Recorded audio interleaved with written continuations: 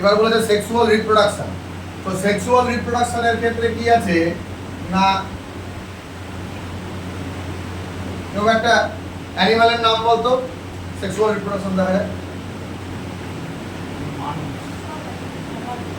ম্যামালসরা। তো সেক্সুয়াল রিপ্রোডাকশনে অফস্প্রিং কি আছে না, সেক্সুয়াল রিপ্রোডাকশনে অফস্প্রিং এক নম্বর পয়েন্ট হচ্ছে not exactly similar to the parent, প্যারেন্টের মতো এক্স্যাক্ট সিমিলার হয় না। তারপর বলেছে কি লোয়ার অর্গানিজম, প্ল্যান্ট এবং অ্যানিমালের ক্ষেত্রে সেক্সুয়াল রিপ্রোডাকশন দেখতে পাওয়া যায়।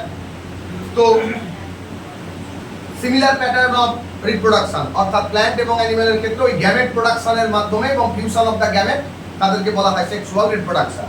এখন সেক্সুয়াল রিপ্রোডাকশনের অনেকগুলো বাস্তবে দুটো অ্যাকচুয়ালি ফেজ থাকে, দুটো ফেজ। কি ফেজ? এক নম্বর ফেজ হচ্ছে যে juvenile phase sexual reproduction. Juvenile phase মানে হচ্ছে period of growth and maturation, অর্থাৎ যে সময়টাতে গ্রোথ হবে এবং ম্যাচুরেশন হবে সেই সময়টাকে বলি আমরা, এবং সেক্সুয়ালি রিপ্রোডিউসের আগের অবস্থাটা তাকে আমরা বলি হচ্ছে জুভেনাইল ফেজ, কিশোর দশা। তারপর হচ্ছে রিপ্রোডাকশন ফেজ বা রিপ্রোডাক্টিভ ফেজ। এই ফেজে কি হবে, এখানে অর্গানিজমটা ক্যাপেবল অফ রিপ্রোডিউস সেক্সুয়ালি, অর্থাৎ এখানে অর্গানিজম সেক্সুয়ালি রিপ্রোডিউস করতে পারবে। এবার easily seen in higher plant when they come to flower, অর্থাৎ ফুলের থেকে তৈরি হয়। যেমন ধরো আমরা বলতে পারি যে সারা জীবনে একবার, এটা মানে এক্সেপশনাল কিছু কেস আছে, সারা জীবনে একবারই ফুল ফোটে এবং সেখান থেকে সেক্সুয়াল রিপ্রোডাকশন হয়, কারণ flower is a sexual part of an plant. তো সেক্ষেত্রে বাঁশ গাছের ক্ষেত্রে বাম্বু, এটা সারা জীবনে একবারই ফুল হয়। আবার অন্যদিকে স্ট্রোবিল্যান্থাস কুন্থিয়ানা, যাকে বলা হয় নীলকুরিঞ্জি ফুল, অর্থাৎ সেটা আবার 12 বছর পর পর একবার করে ফুল হয়। এরপর বলেছে সেক্সুয়াল রিপ্রোডাকশনের অ্যাকচুয়ালি 3টে ইভেন্ট আছে। এক নাম্বার ইভেন্ট হচ্ছে প্রি ফার্টিলাইজেশন, তাহলে আমরা এখানে এক নাম্বার লিখলাম হচ্ছে প্রি ফার্টিলাইজেশন। 2 নাম্বার পয়েন্ট হচ্ছে কি না ফার্টিলাইজেশন, 2 নাম্বার পয়েন্ট হচ্ছে ফার্টিলাইজেশন। আর 3 নাম্বার পয়েন্ট হচ্ছে post fertilization, post fertilization. 1 number, 2 number, 3 number. তো প্রথমে যেটা বলেছে প্রি ফার্টিলাইজেশন, এই প্রি ফার্টিলাইজেশনে কি হয় না, এখানে হচ্ছে taking before the fusion of the gametes, গ্যামেটের আগে। তো গ্যামেটস তৈরির জন্য প্রথম যেটা গ্যামেট তৈরির পদ্ধতি তাকে আমরা কি বলি, তাকে আমরা বলি গ্যামেটোজেনেসিস।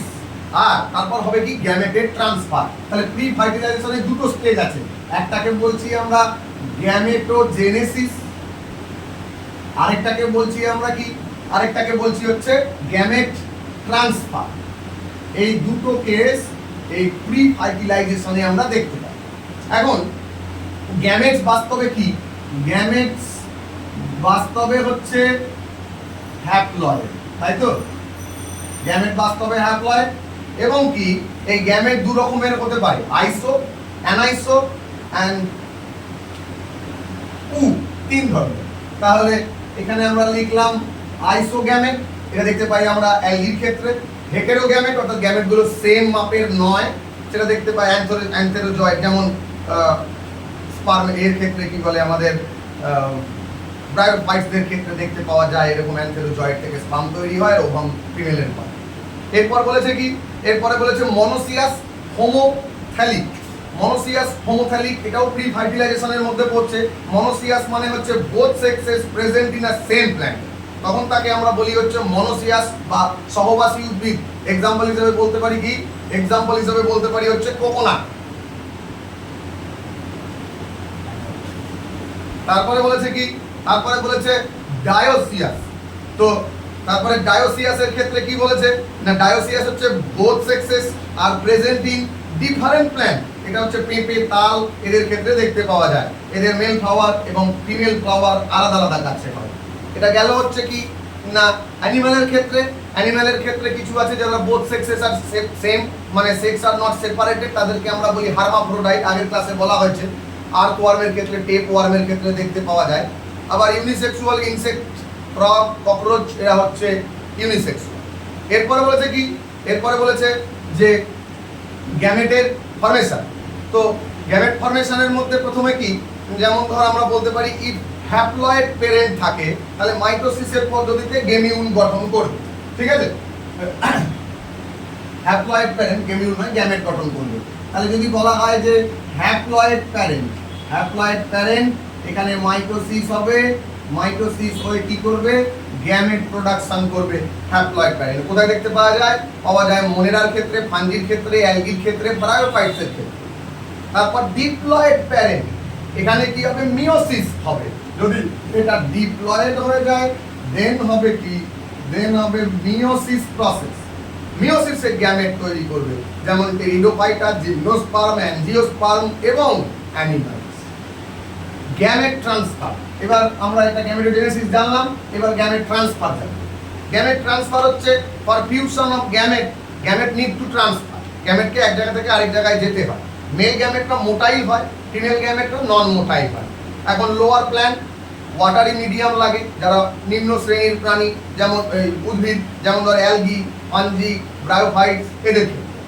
অন্যদিকে অ্যাঞ্জিওস্পার্মের ক্ষেত্রে কি আছে, অ্যাঞ্জিওস্পার্মের যে পোলেন গ্রেন সেখান থেকে মেল গ্যামেট প্রোডাকশন হয়, আর ওভিউল এখানটা ফিমেল গ্যামেট। ঠিক আছে, এবার আমরা জানবো হচ্ছে কি, তাহলে আমাদের পার্ট জানা গেল হচ্ছে প্রি ফার্টিলাইজেশন প্রসেস। এবার ফার্টিলাইজেশন প্রসেসে কি আছে, ফার্টিলাইজেশন প্রথমে মেল গ্যামেট আর ফিমেল গ্যামেটের ফিউশন হবে, দিয়ে সেখান থেকে তৈরি হবে সিনগ্যামি যাকে আমরা বলি, সেখান থেকে জাইগোট তৈরি করবে, সেটা diploid zygote. Male gamete female gamete দুটোই হ্যাপ্লয়েড। এক্সটার্নাল হতে পারে দেহের বাইরে, যেমন অ্যালগি, ফিশ, ফ্রগ, এদের ফার্টিলাইজেশন দেহের বাইরে হয় এক্সটার্নাল। আবার ইন্টারনালও হতে পারে, যেমন অ্যাঞ্জিওস্পার্ম, তারপরে তোর ব্রায়োফাইটা এবং হিউম্যান বিইং এর ক্ষেত্রে তাদের আবার ইন্টারনাল তৈরি হয় কি না গ্যামেটের ফার্টিলাইজেশন, অর্থাৎ ফার্টিলাইজেশনটা দেহের ভিতরে। পার্থেনোজেনেসিস এটাও শুনেছি, কি না development of the new organism without fertilization of the female gamete, অর্থাৎ ফার্টিলাইজেশন ছাড়া যদি তখন কোনো ডেভেলপমেন্ট হয়, নতুন অর্গানিজম তৈরি হয়, তখন তাকে আমরা বলি পার্থেনোজেনেসিস। যেমন রটিফারের ক্ষেত্রে, হানিবির ক্ষেত্রে, কিছু লিজার্ডের ক্ষেত্রে এবং টার্কি পাখি যেটা আছে সেই টার্কি বার্ডের ক্ষেত্রেও। এবার এক্সটার্নাল ফার্টিলাইজেশন আর ইন্টারনাল ফার্টিলাইজেশন, এটা তো আমরা জানি। তো এক্সটার্নাল ফার্টিলাইজেশন যেমন বলতে পারি syngamy, outside the body. Internal fertilization এটা হচ্ছে inside the body. Large number of gamete production হয় কোথায় না এক্সটার্নাল ফার্টিলাইজেশন, প্রচুর পরিমাণ গ্যামেটের দরকার। ইন্টারনাল ফার্টিলাইজেশনের কি নাম্বার অফ ওভাম কম থাকে, male gamete are much more than the ovum, male গ্যামেটটা ফিমেল গ্যামেটের সংখ্যার চেয়ে বেশি হয়। এবার এক্সটার্নাল ফার্টিলাইজেশন বনি ফিশের ক্ষেত্রে দেখতে পাওয়া যায়, মানে অস্টিকটিকের ক্ষেত্রে এবং অ্যাম্ফিবিয়ানসদের ক্ষেত্রে। ইন্টারনাল ফার্টিলাইজেশন যেমন ম্যামালস এবং বার্ডের ক্ষেত্রে দেখতে পাওয়া যায়। এবার যে কোশ্চেন সেটা কি না, এবারের যে কোশ্চেনের অংশ সেটা বলা হয়েছে কি, সেখানে একটা কোশ্চেন দেওয়া আছে, সে কোশ্চেনটা লিখছি যে কারেক্ট স্টেটমেন্টের কোশ্চেন। তো পোস্ট ফার্টিলাইজেশনটা বলে দিই, তারপরে বলছি। পোস্ট ফার্টিলাইজেশন মানে ফার্টিলাইজেশনের পরে কি হবে, ফার্টিলাইজেশনের পরে নতুন অফস্প্রিং তৈরি হবে, তাই তো। তো পোস্ট ফার্টিলাইজেশনে কি আছে না এমব্রায়োজেনেসিস একটা পদ্ধতি। এমব্রায়োজেনেসিস মানে হচ্ছে এমব্রায়ো তৈরির পদ্ধতি, ভ্রূণ তৈরির পদ্ধতি। যেমন আমরা বলতে পারি এমব্রায়োজেনেসিসের প্রথমে সেল ডিভিশন হবে, তারপরে সেলের এনলার্জমেন্ট হবে মানে গ্রোথ হবে, তারপরে সেলের differentiation, development of the embryo, অর্থাৎ এমব্রায়ো তৈরি হবে জাইগোটের থেকে। একে আমরা বলবো হচ্ছে পোস্ট ফার্টিলাইজেশনের এমব্রায়োজেনেসিস প্রসেস। অ্যানিমালদের ক্ষেত্রে ওভিপেরাস, ওভিপেরাস মানে হচ্ছে এদের ডিম থাকবে, সেই ডিম থেকে নতুন একটা ডেভেলপমেন্ট হবে জাইগোটের। আবার ভিভিপেরাসও থাকতে পারে, যেটা ইনসাইড বডি ইয়াং ম্যামালস তৈরি করবে। ম্যামালসদের ক্ষেত্রে দেখতে পাওয়া যায় ভিভিপেরাস, রেপটাইলস বার্ডসের ক্ষেত্রে দেখতে পাওয়া যায় ওভিপেরাস। প্ল্যান্টের ক্ষেত্রে কি হবে, এটা তো অ্যানিমালের ক্ষেত্রে হলো। প্ল্যান্টের ক্ষেত্রে হবে জাইগোট ইনসাইড দ্য ওভিউল, এবং সেখান থেকে জাইগোট থেকে এমব্রায়ো তৈরি হবে, জাইগোটটা এমব্রায়োতে পরিণত হবে, ওভিউলটা সিডে পরিণত হবে, ওভারিটা ফ্রুটে পরিণত হবে। এটা গেল হচ্ছে পোস্ট ফার্টিলাইজেশন ইভেন্টের মধ্যে। তাহলে তিনটে ইভেন্টের কথা আমরা এখানে জানলাম, pre fertilization, fertilization and then post fertilization. এবার যদি কোশ্চেনে বলে যে কোনটা এদের মধ্যে ঠিক, ঠিক বলতে গেলে কি হলো না, আমি বললাম যে কারেক্ট স্টেটমেন্টে সেক্সুয়াল রিপ্রোডাকশন আর does not always require two individual. Sexual রিপ্রোডাকশনের ক্ষেত্রে কখনোই ডাজ নট রিকোয়ার, কখনোই দরকার হয় না দুটো ইন্ডিভিজুয়ালের ক্ষেত্রে। ঠিক ঠিক না? আচ্ছা, sexual reproduction involve genetic fusion. এটা ঠিক। Meiosis never occur during sexual reproduction, meiosis ছাড়া সেক্সুয়াল রিপ্রোডাকশনে গ্যামেট প্রোডাকশন হবেই না। External fertilisation is a rule during sexual reproduction, external ফার্টিলাইজেশনের তাহলে কারেক্ট স্টেটমেন্টটা এখানে আমাদেরকে বার করতে হবে। Pistil may have many carpel, এখানে দিলাম কি লিখলাম আমি, লিখলাম pistil may have, pistil may have many carpel, many carpel. তো এক নাম্বার পয়েন্টে বলেছে কি না each carpel may have more than one ovule, প্রথমে বলেছে। আচ্ছা 2 নম্বর কোশ্চেন, তাহলে pistil may have many carpel, each পিস্টিলে মেনি কার্পেল থাকে এবং এক একটা কার্পেলের মধ্যে অনেকগুলো ওভিউলও থাকে। Pistil may have many carpel এক নাম্বার। 2 নাম্বার কি বলেছে না 2 নাম্বারের বলেছে যেটা সেটা হচ্ছে যে বি আর কি বলতে পারি, each carpel may have more than one ovule, লিখলাম each carpel may have more than one ovule. তারপরে বলেছে কি 3 number each carpel may have only one ovule, 3 number each carpel may have one ovule. লাস্টে বলেছে pistil have only one carpel, pistil have only one carpel, এই বলেছে। তার মানে এখানে আমাদের কটা অপশন কারেক্ট আছে, এই 4টার মধ্যে কটা অপশন কারেক্ট? এই 4টের মধ্যে pistil may have many carpel এটা ঠিক উত্তর। আর কি each carpel may have more than one ovule ভুল, each carpel may have only one ovule এটা ঠিক। লাস্টে pistil have only one carpel না, আগে তো বলে দিয়েছি না মেনি কার্পেল, তারপর প্রথমটা ঠিক হলে তো এটা ভুলই হয়।